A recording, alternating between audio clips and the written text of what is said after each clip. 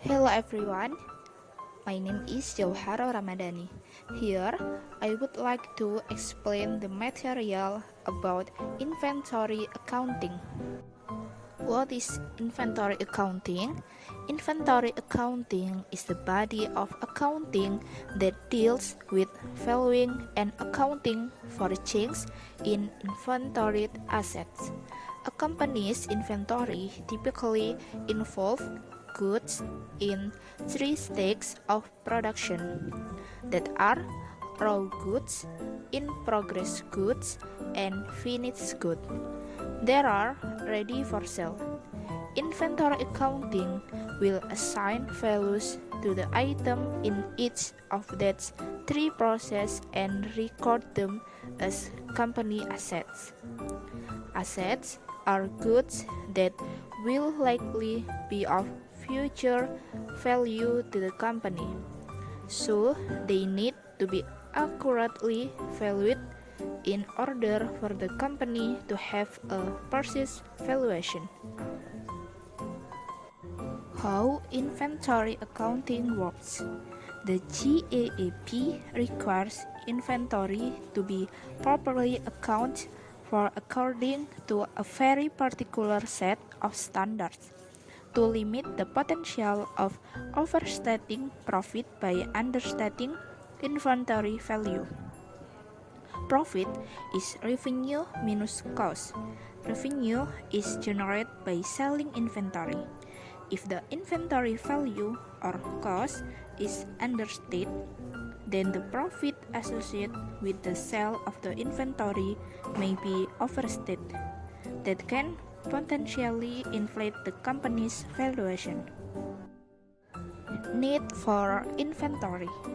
A businessman needs inventory to carry on the day-to-day operation of his business. Now, business activity has increased and the problem of inventory has also become more complex. The businessman needs more cash to conduct his daily business activities. Therefore, the higher the level of inventory, the lower the level of cash. Okay, there are the classification of inventory. The inventory may be classified into the following categories. The first is raw materials inventory.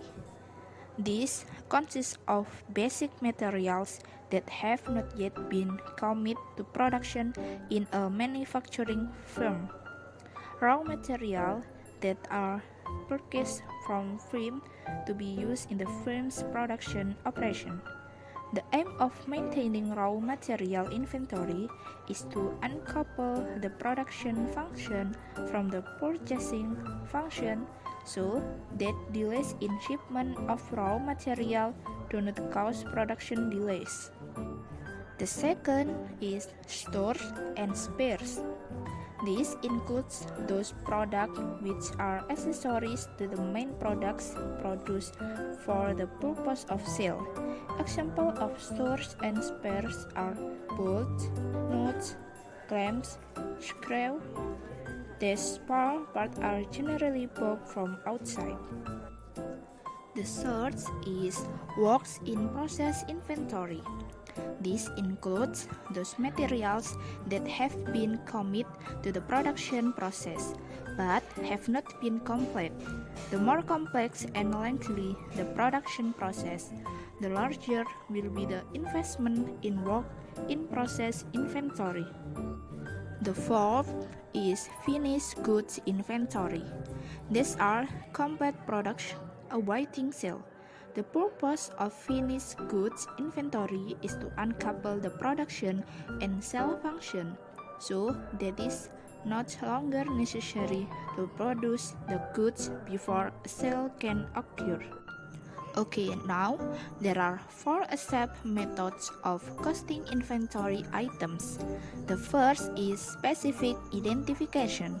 The specific identification method of inventory costing attaches the actual cost to an identifiable unit of product. firms find the method easy to apply when purchasing and selling large inventory items such as cars. Second is FIFO, first in, first out.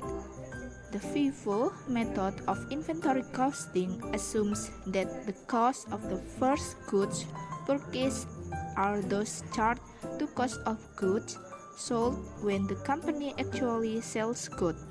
This method assumes that first goods purchased are the first goods sold. The third is LIFO, last in, first out.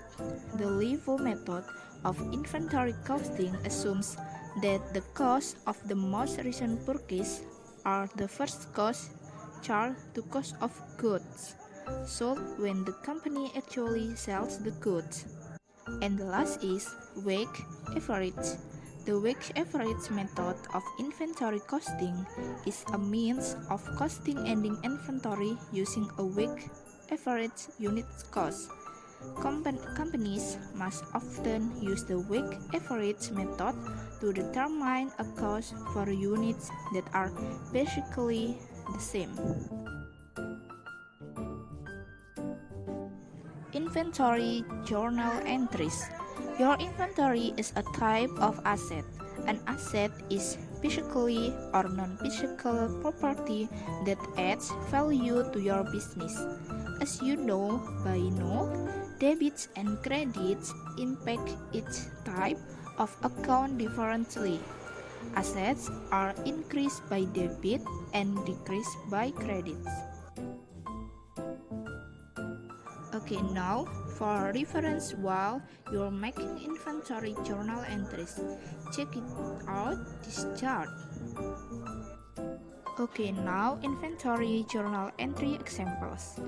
Say you purchase $1,000 worth of inventory on credit. Debit your inventory account $1,000 to increase it. Then credit your accounts payable account to show that you owe $1,000. Okay, for the inventory in debit side and the accounts payable in credit side. Okay, that's all my explanation. May it useful for you all. Thank you.